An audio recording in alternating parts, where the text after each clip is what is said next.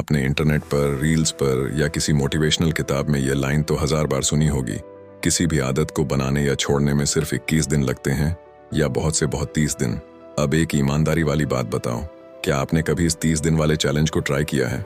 सुबह 5 बजे उठने का, जिम जाने का या रील्स स्क्रॉल करना बंद करने का। और क्या हुआ? 25वें दिन या अगले महीने की पहली तारीख को आप वापस अपनी उसी पुरानी आदत पर आ गए, राइट?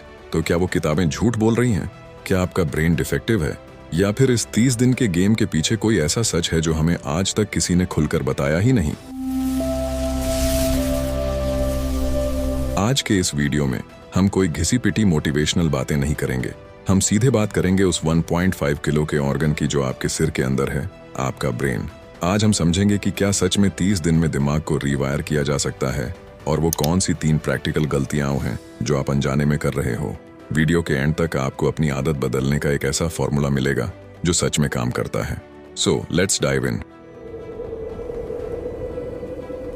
सबसे पहले इस भूत को पकड़ते हैं कि ये 21 या 30 दिन का नंबर आया कहां से।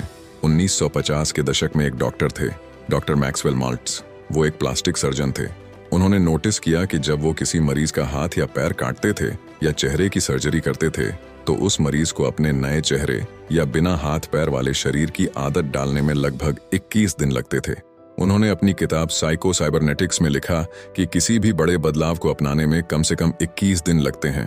अब यहाँ पर ध्यान दो, उन्होंने कहा था कम से कम 21 दिन, लेकिन दुनिया के गुरुओं और मोटिवेशनल स्पीकर्स ने कम से कम शब्द को हटा दिया और बना दिया सिर्फ 21 दिन में आदत बदलें। अब भाई खुद सोचो, एक्सीडेंट में हाथ कटने के बाद दिमाग का उस स्थिति को स्वीकार करना और तुम्हारी सालों पुरानी सिगरेट पीने की या रात को 2 बजे तक फोन चलाने की आदत को छोड़ना, क्या दोनों सेम चीजें हैं? बिल्कुल नहीं। 2009 में यूनिवर्सिटी कॉलेज लंदन की एक रिसर्च आई। उन्होंने देखा कि एक नई आदत को पूरी तरह ऑटोमेटिक बनने में 18 दिन से लेकर 254 दिन तक का समय लग सकता है और एवरेज समय निकल कर आया 66 दिन, यानी करीब 2 महीने से ज्यादा।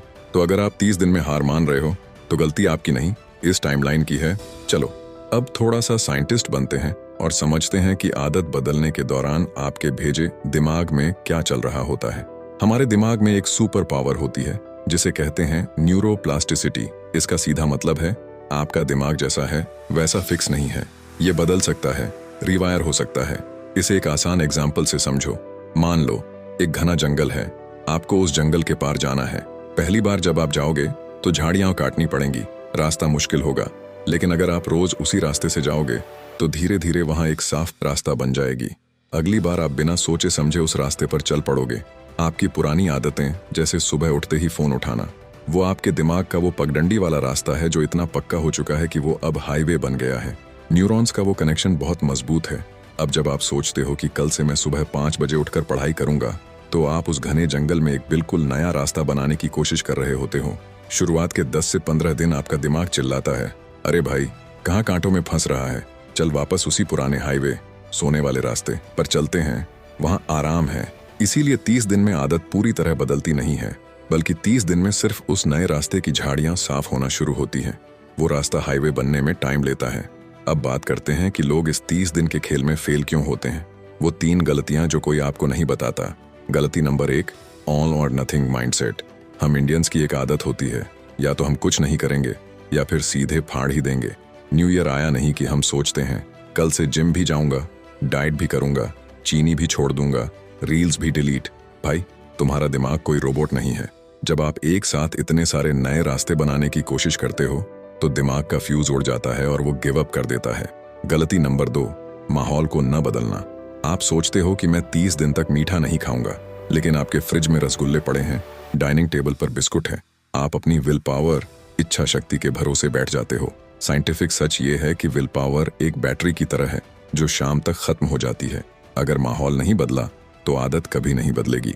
गलती नंबर 3, एक दिन मिस होने पर पूरा खेल खत्म मान लेना।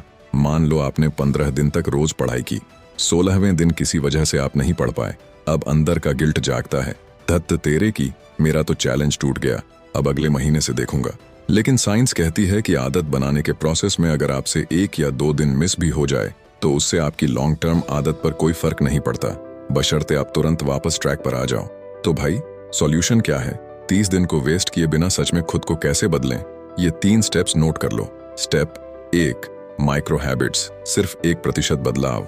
अगर रोज 1 घंटा किताब पढ़नी है तो 30 दिन का टारगेट मत रखो। टारगेट रखो कि मुझे रोज सिर्फ 2 पेज पढ़ने हैं। इतना छोटा टारगेट कि आपका दिमाग आलस कर ही ना पाए। स्टेप 2, हैबिट स्टैकिंग, आदतों की चेन। किसी नई आदत को अपनी किसी पुरानी पक्की आदत के पीछे छुपा दो। जैसे सुबह की चाय पीने के तुरंत बाद पुरानी आदत, मैं 5 मिनट डायरी लिखूंगा। नई आदत, इससे दिमाग को सोचना नहीं पड़ता। Step 3, the never miss twice rule. एक दिन जिम छूटा, कोई बात नहीं, इंसान हो, लेकिन लगातार 2 दिन मिस नहीं होना चाहिए। दूसरा दिन मिस होना एक नई बुरी आदत की शुरुआत होती है। तो बॉटम लाइन क्या है?